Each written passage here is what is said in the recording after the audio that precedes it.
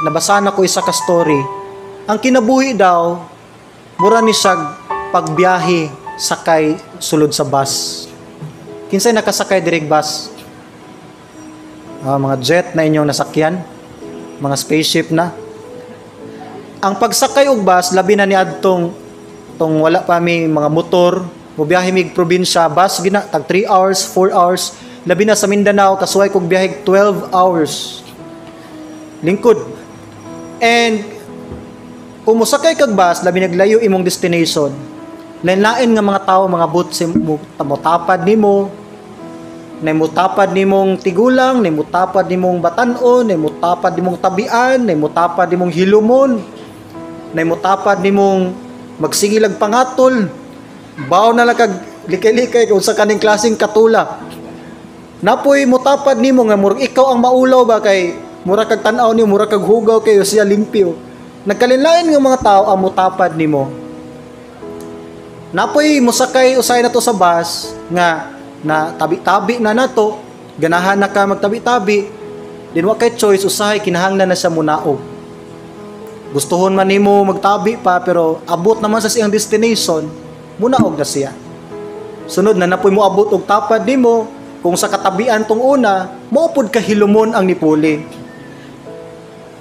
Usahay pod, ikaw ang ganahan pa makigtabi pero usay ikaw na pod ang munaog na.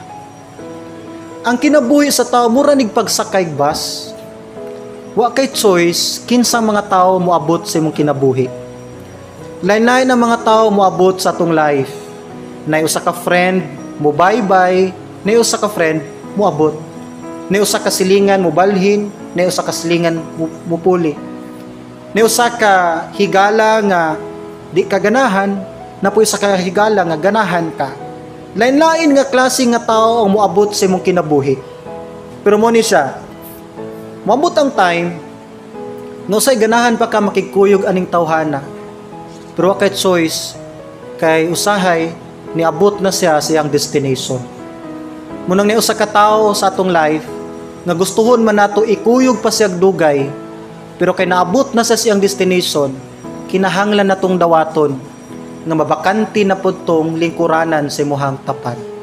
Muuna na siyang uli, una na siyang gikuha sa Dios. Nay mga inana, usahay po di mga tao nga gusto pa na tong ikuyog sa atong kinabuhi, pero what a choice, kay kita ang niabot na sa atong destination.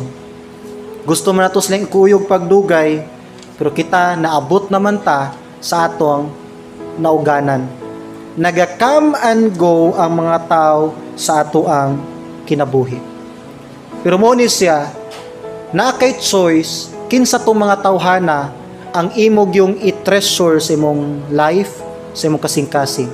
Di man nato kaya pugngan ang tao sa atong kinabuhi, pero na kay choice, kinsa tong mga tawhana ang mubilin og pagtudlo nimo, mubilin og ligasiya nimo, mubilin og impact sa imong kinabuhi.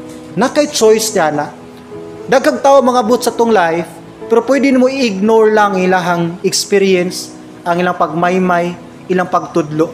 Kay na kay freedom, kinsa tong mga tawhana lang ang pilion nimo gyud nga mutatak gyud dugay sa imong kasing-kasing.